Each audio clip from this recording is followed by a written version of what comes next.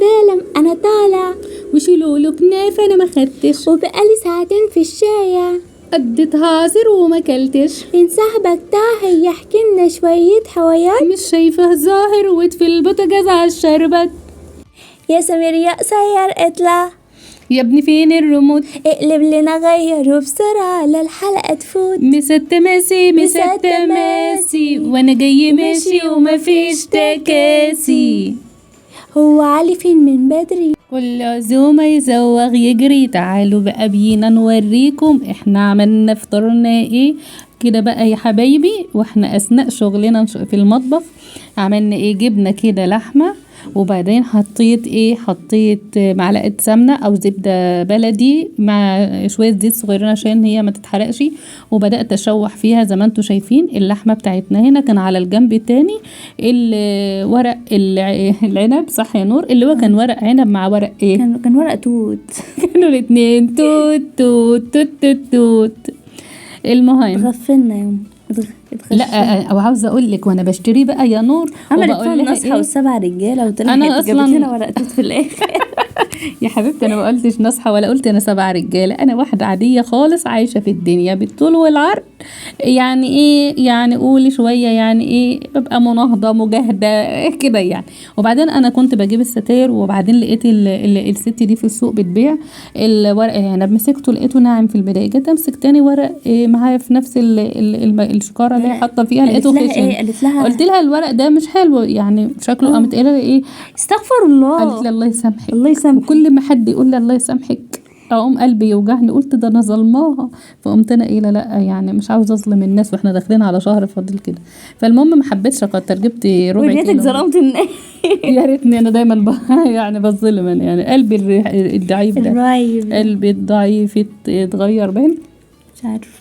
المهم كده بقى كنت عامله جزر وكمان بصل وتوم وكمان قرن فلفل كده، كنت واخده منه يعني حته يعني جزء منه. حطيت بقى قرفه خشب وليمون مجفف وحبهان ولورا وكمان ايه تاني يا نور، حبهان ولورا اسمه ايه التاني، قرنفل. وبعدين شوحت بهم كده اللحمه وسبتهم وطماطم وسبتهم شويه ياخدوا ويدوا مع بعض، وبدات ازودهم الميه ولا ايه الميه. بدات ان انا احط الميه زي ما انتم شايفين كده. هنا بقى الكبه، فين الكبه التانية يا نور اللي احنا جبناها؟ قلت لك تحطي التجربتين، التجربه الاولى والتجربه الثانيه. فيديو المطبخ ما شفتهاش في فيديو المطبخ، يبقى كانت مسرعه قوي وما شفتهاش. لا ما شفتهاش خالص. المهم انا كنت جبت كبه تانية، لو لقيتها وريها لكم، لو لقيتها لسه موجود عندي الفيديو ده عشان تشوفوها وتعرفوا ال يعني الخطأ اللي احنا كنا فيه. الكبه التانية انا جبتها وجيت اجربها لسه بشغلها لقيتها غريبه جدا، بتتنطط وتتفطط كده في ايدي. انا قعدت اقول لها يا ماما بتاعت تحسها فيستك قوي. والتروس بتاعتها كانت رقيقه جدا، عشان كده نور كانت بتوريكم سنون او تروس، لا سنون تروس دي سنون السكاكين بتاعتها كانت التانية رفيعة جدا. دي بقى يعني كترها يعني حلوة عن التانية، وكمان يعني دي معدن، وكمان التروس بتاعتها اول ما تحط فيها الحاجة بوم فرم. التانية كانت الترس بتاعها بلاستيك، كل ما تلف الترس ينعم، وكمان يعني ما كانش هتكمل اصلا فرمة واحدة وهتلاقيها هلكت وما تنفعش. فانا رجعتها ورحت جبت دي من مكان تاني بنفس السعر وبنفس الثمن بالظبط، والترس بتاعها معدن. ده كده نضمن اللي هو ايه ما يتاكلش. اكيد سواء حاجة بقى تروسها معدن او غير معدن، في كلا الحالات كل حاجة دي مستهلكة وحسب الاستخدام. كل ما هتحافظ على حاجتك كل ما هتلاقيها سليمة. ده اول جزئية. لكن طبعا ما اروحش اجيب حاجة فرمنا فيها كده الحاجات اللي كنا هنعملها. الخلطة بتاعتنا زي ما انتم شايفين والبصل كده كنت بفرمه طبعا، بس هي بتحب كمية اكتر عشان تديك النتيجة احسن، لان هي حوالي 1.5 لتر. هنا بقى يعني حبيت اوريكم تجربتي في الكبة الجديدة. كده انا هناك كنت يعني بشيل الريم كده من على اللحمه اللي احنا عملناها شوحناها مع بعض كده. وجيت هنا بدات ان انا احط البصل واعمل الخلطه بتاع المحشي. طبعا احنا عملناها كتير بس ما عملناش تاني في رمضان، كل سنه وانتم طيبين نعملها تاني مع بعض. هنا بقى بدات ان انا اجرب برضو الكبه كذا مره كده. قلت لها وانا هرحمك انت تجيلي بقى واحده زميلتي كده ربنا يمسها بالخير يا رب، حبيبتي وحبيبه قلبي، كل سنه وانت طيبه يا حبيبتي. وايه بتقول لي ايه دي هتبقى هتبقى ايدك ورجلك. لما انا جبت اول كبه وطلعت تروسها بتنعم، نور قالت لي فين ايدك ورجلك؟ ده انت ولا طلع لك ايه رجل ولا طلع لك ايه؟ تعبانين قوي.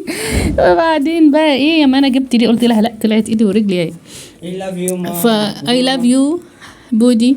فبعدين عملت الخلطة دي علشان خاطر اللحمة بعد ما نخلصها كده هنبدأ ان احنا نضيفها في الخلطة دي. عملتها وجهزتها كده في جنب، وكمان هرست فيها كمان الشبت والكزبرة بعد ما كنا غسلينه ونقعينه بالخل ومجففينه. وبعدين حبيت بقى اعمل لكم اختراع جديد في المحشي. جبت السجق كده وفرمته وعشان اضيفه على المحشي. هنا بقى كنت جايبة الفخار اللي انا كنت جايباه من المول في الفيديو، وبعدين علشان خاطر كل ما اجيبه كان يتكسر مني وفرقع في النار. فعملت قلت اشغل دماغي ونقعته في ميه زي ما انتوا كنتوا شايفيني كده، زي ما انتوا شفتوه كنت بوريكم الميه اللي فيه. هنا كده الخلطه دي اللي كانت في الكبه اللي انا جيت اجربها وما كانش صح، يعني لقيتها مش سليمه، فكنت عندها قفلتها كويس وعندها بحيث هرميها يعني. فجيت استخدمتها وحطيتها في ارضيه البوله او الحله الفخار. هنا بقى قعدت نور كده وانا لوحدي، يعني رمضان كريم علينا، يوميات عصريه. طبعا قعدتها كده اللي هي تفرد الورق، وقعدنا نتكلم يا عبد الله روح هات لنا يا عبد الله ورق سلق من عند الجماعه من عند ستك نكمل المحشي بتاعنا. لا ممكن ابدا يا عبد الله يهديك يرضيك. المهم يعني كملت معانا كده بالستر. طبعا رمضان كريم وطبعا الله أكرم ويعود علينا وعليكم الأيام بخير وكده. ويعني كل سنة وكل حبايبنا جداتنا وأمهاتنا وإخواتنا وأولادنا وأصدقائنا وكل الناس اللي حوالينا والمحيطين بنا واللي بعيد عننا والقريبين مننا كل سنة وانتوا طيبين. بتاكل ايه يا بودي؟ بتاع حلويات اللي انت عاملاها. بتاع حلويات اللي انا عاملاها اللي هي ما معناها اسمها حلويات ده جيلي وحلويات. جيلي والحلويات. اكتر ساعة متعبة. اكتر ساعة. هو رمضان كده له كام ساعة كده متعبين وكلهم ضغط، بس احلى حاجة في السنة كلها رمضان كريم. وطبعا خيره كتير وحاجاته الحلوة كتير وايامه وليالي جميلة والناس بتبقى كويسة فيه وكل حاجة حلوة فيه. هنا بقى كنت غسلت الرز بتاعنا كده زي ما انتوا شايفين، وحطيت بقى السجق اللي انا فرمته في الكبة، وحطيت كمان الخضار اللي انا فرمته وكانت فرمانة ناعم ازاي كله. وحطيت توابلي وكل حاجة اللي كان بصراحة كان هنا بهارات محشي وتوم بودرة وبصل بودرة وكزبرة وكمون فلفل اسمر وكمان السبع بهارات وقرفة شوية قرفة كده. ضفنا كل ده وبدأت ان انا الفهم في بعض مع الرز. وكمان خلاص التسبيكة بتاعتنا بدأت خلاص تستوي. هجيب بعد ما اخلص ده كده هجيب تسبيكة تبعنا ونحطها على الخلطة اللي احنا عملناها اهو زي ما انتوا شايفين. وهسيب شوية كده في الحلة. هبدأ ان انا اضيف عليهم بقى اخد شوربة من شوربة اللحمة دي واعملها بصراحة المحشي كان يجنن. وبحطت طبعا دبس الرمان وصويا صوص عليهم. وعلى الشوربة دي حطيت عليها دبس الرمان وصويا صوص. وحطيت هنا توم فرمته زي ما انتوا كده. يا نور هبطانة صلاتي العشاء يا عبد الله والتراويح. تقبل الله منا ومنك صالح الأعمال. نعم. يعني السبع بهارات. السبع بهارات بيبقوا جايبين كذا نوع من البهارات وفرمينها على بعض. فادتك معلومة مفيدة ومستفيدة. ما انا مش هقعد احكي بقى واشرح بقى. عامة انا لما بروح عند العطار سبع بهارات هي بتقول لك هم جايبين 7 بهارات. الله. الكلام ده موجود الآن. يعني ايه؟ عشان خاطر انت ما تقعدش تجيب حبه من دول وحبه من دول، ما وفروا عليك الوضع ده وجابوهم لك كلهم، جمعهم لك في حاجه واحده. مش عارفه السبع بهارات. لا يا ما حبيبي، تقدرش لا يا تستغنى عنها. لا يا حبيبتي، انا بعمل 200 بهارات. يعني انا بروح عشان بعمل لنفسي خلطه، بعمل ايه؟ بروح اجيب بقى اللي هو السماق، وبجيب بسألك سؤال. توم بودره وبصل بودره وفلفل اسمر وكزبره وكمون، وبحط كمان لا، قرنفل وقرفه وزر ورد، وبحط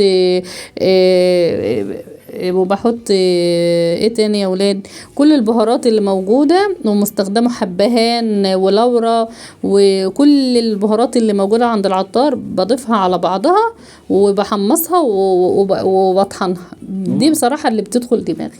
كمان عايز أسألك سؤال. اتفضل. يعني ايه مفرد بهارات؟ بهارة. بهار. بهارة. لا، ما ماشي. كده ده جمع برضه. دي بهارات. جمعاء. هنا بقى بدأنا ان احنا يعني ايه، نور بتحب لف ورق العنب قوي، بتعزه جدا. فقعدت كده تعمل لنا المحشي. تليفون. الليمون انا بحبها. اي اكله فيها ليمون نور بتحبها. فبعدين ايه، لفت شويه كده ورق محشي، وقامت جايه بتقول لي يا ماما انا ضغط وطا، اصل ما خدتش العلاج. وكده يعني ايه، بتستعبطني نور. قلت لها انا صايمه يا ماما. ايه يا ماما، انا بكون موت. المهم ازاي انا خدتها برضو، يعني قعدتها في المطبخ قلت لها ايه، امال يعني خالتك تقول ايه خالتك بتقول في الفيديو بتاعها تعليم سنة أولى مطبخ، سنة أولى سنة جواز. فهو ده سنة أولى بتاعتك، انت لسه في الكي جي 1. زي ما انتوا شايفين كده بقى ايه، يوميات ام عصريه ويوميات نور العصريه ورانيا العصريه. ايه ده وقت وعبد الله العصرية ده العصر. كله؟ بس ما قلت يعني ايه رايكم بقى في المطبخ بتاعنا؟ ايه رايكم في التعديلات والتجديدات دي؟ رمضان ده جه علينا طبعا، دي حبينا قبل ما نبدا. نكمل. كله منا. أنا السبب. انت السبب فعلا يا عبد الله. بصراحه لولا راجلنا عبد الله موجود معانا وفي ظهرنا ما كناش عملنا كل ده. اي نعم، هو ساعات يعني بيحرنا. يعني ايه، بيكون هبط. لا بس هو يعني لما بيعمل كده بيكون بصراحة وصل لدرجة يعني بيبقى هبط جدا من كتر الحاجة والشيل والحط. بس احنا هنعمل ايه يعني، مضطرين. ما انا قلت اصلا، والعنوان كان ايه، الدمار او الخراب في ثانية، لكن البناء واللي احنا نعمل حاجة جديدة في 100 سنة يا كبد امك. فعلا. لا، في 100 ثانية ازاي يا كداب؟ انت فضلت كذا يوم تعمل في 100 ثانية. مين ده؟ لولا انا كنت بروح الشغل واجي عامله عقد واقدر لكم العقده وامسك لكم العصايه. وكانتش هتخلص. خلاص كده احنا ايه، زي ما انا قلت حطينا كل الخليط والمكونات اللي انا قلت عليها كده، وبدأت ان انا حطيت ورق الزبدة. بس ما تعملوش اللي انا عملته. يعني ورقة الزبدة دي قصوها على قد ايه الغطا. لكن انا بقى عشان ما كانش في وقت وكنا ملبوخين في تظبيط المطبخ، فخلاص يعني الاذان قرب يأذن وما احناش عارفين هنعمل ايه، فسبت لها ودان ولها ايدين ولها رجلين ورقة الزبدة، حمصناها وبعد كده ولعت. الحق حريقة.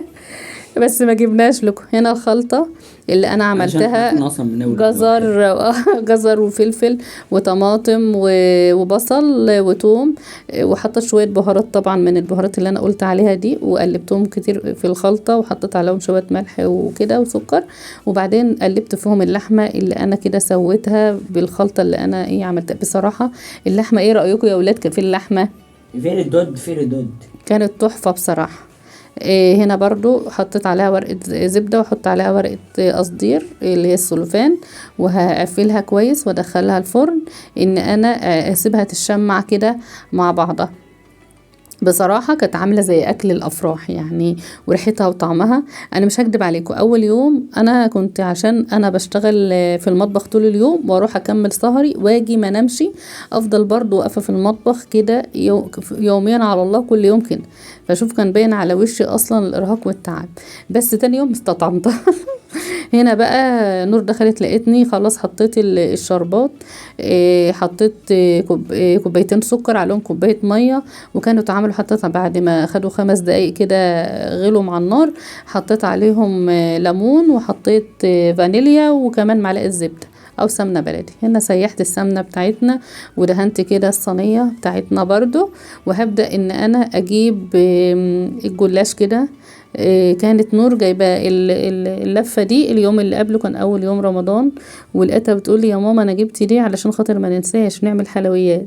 فقلت لها انا مش لاحقه يا نور بصراحه. تاني يوم بقى وانا ملبوخه برضو في المطبخ صعبت عليا، انا عامله ده ساعه القران ما كان بيقول. لقيتها بتقولي يا ماما مش هتلحق. قلت لها لا مالكيش دعوه يا ماما، انت عندك شغل يا ماما وهبطي. قلت لها لا هعمل لكم النهارده برضو حواليات. جيت بقى يما هي جينا ناكل، قلت لها مبسوطه يا نور، حسيت برمضان؟ رمضان جه؟ قالت لي ايوه ماما كده رمضان جه. يا ما تبداي تعملي لنا حلويات والحاجات الحلوه اللي بناكلها من ايدك متعودين عليها. رمضان بالنسبه لنا جه خلاص. هنا بقى كده كنت عندي بقى لبن، عملت حطيت عليه نص كيلو 3 معالق نشا كده، وحطيت بعدها يعني ما بحط السكر عشان القشطة او الحلويات زي ما هما بيسموها دايما، يعني ما تحطيش عليها سكر، تبقى الحلويات مع الشربات تكون معتدلة، يكون في تعادل كده. بس حطيت نطرة ملح بس، وبعدين حطيت زبيب ومكسرات كده عبد الله طحنها لي في الطحونه بتاعه الخلاط. طبعا انا ما كنتش لاحقه، فعامله كل ده بسرعه، فكانت الحلويات او المهلبيه او كده كانت سخنه، فالمفروض تسيبوها تبرد شويه يعني قبل ما تحطوها. بس ده طبعا المستعجلين زي كده يعملوها. بدأت بقى ألم كده الطبقات اللي أنا كنت عاملاها في أرضية الصينية، وأبدأ إن أنا بالفرشة ألفها كده، وأجيب عليها السمنة أو الزبدة أو الحاجة اللي انتوا هتدهنوها المادة الدهنية. وبعدين بدأت حطيت الطبقات الأخيرة على المهلبية. طبعا انا كنت حطيت معاها برضو معلقه سمنه بلدي او زبده زي ما انتوا عاوزين في المهلبيه. لما انا خلصتها على على النار حطيت طبعا فانيليا. هنا خلاص همسك اقفلها كده، وفي امكانكم تقصوا الجلاش من البدايه على قد الصينيه، بس انا كده قفلت على الجلاش عشان الحلويات ما تطلعش بره في الجوانب، وساعتها بقى بتخلي الحلويات لما بتدخل الفرن تلزق في الجوانب بتاع الصينيه. فعشان كده انا بقفلها ببقيه الجلاش كده من الجوانب، وهبدأ اقطعها مثلثات كده زي ما انتوا شايفين زي البيتزا كده، وهبدأ ان انا احطها ادخلها الفرن بتاعنا تستوي على درجة حرارة اللي انتوا عاوزين. الفرن بتاعنا ده ملوش معيار لدرجة الحرارة، بس طبعا الجلاش ما بياخدش حاجة، في ثواني بيكون خلصان، فخلوا بالكم منه.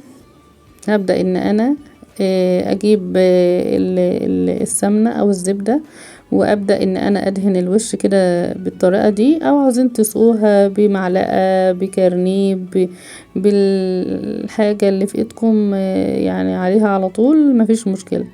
المهم اللي انتوا تدهنوها كويس وتتشرب كويس. هنا بقى خلاص الله اكبر الله اكبر، المدفع ضرب، مدفع الافطار اضرب. هنا خلاص جبت الحلة بتاعتنا او الطاجن بتاعنا، وقمت انا فضيت المحشي كده في الصينية زي ما انتوا شايفين، وادي اللحمة بتاعتنا والمخلل وكمان شوربة وكمان العصير تبعنا. طبعا انا كنت همشي خلاص باكل على طول واقوم اجري على الشغل. فكل سنة وانتم طيبين، ورب الفيديو بتاعنا يكون نال اعجابكم، وما تنسوناش في اللايك والاشتراك. شفتوا اللحمة كانت دايبة دوب وجميلة وطعمها حلو. طبعا ادى الجلاش بتاعنا وكان برضو جميل جدا جدا، والقشطة اللي جواه كده زبدة عبارة عن زبدة. هبدأ نور بقى قالت لي يا ماما هاتيها انا بحبها وهي سخنة. احنا بنحب اصلا حلويات رمضان دي تتعمل في الوقت الضايع وناكلها سخنة جميلة كده، تبقى حاجات عسل كده وناعمة. طبعا ده ركن رمضاني بتاعنا. وطبعا يعني انا كنت بشتغلها بالكزلك كده نص يجيبولي اي حاجة اشتغلها بيها. رمضان كريم علينا وعليكم يا رب. شوفوا بوريها لكم، بقول لكم عامله زي القشطه، قشطه هي كانت فعلا قشطه. عبد الله ملبوخ مع رامز جلال. رامز جلال نجم اليوتيوب، شقي وجميل وكمان محبوب. رامز جلال. مع السلامه، رمضان كريم علينا وعليكم.